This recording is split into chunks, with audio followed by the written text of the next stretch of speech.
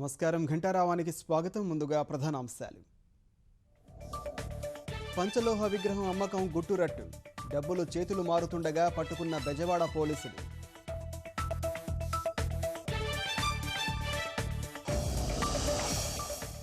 ఎరువుల విషయంలోనూ మోసపోతున్న అన్నదాత, బస్తాకు 4 నుంచి 6 కిలోల తగ్గుదల.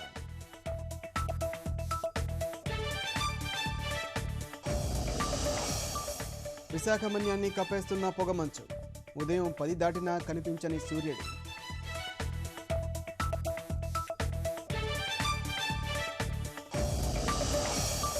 తమిళనాడులో మళ్లీ మొదలైన వర్షాలు, తీవ్ర ఇబ్బందులు పడుతున్న స్థానికులు.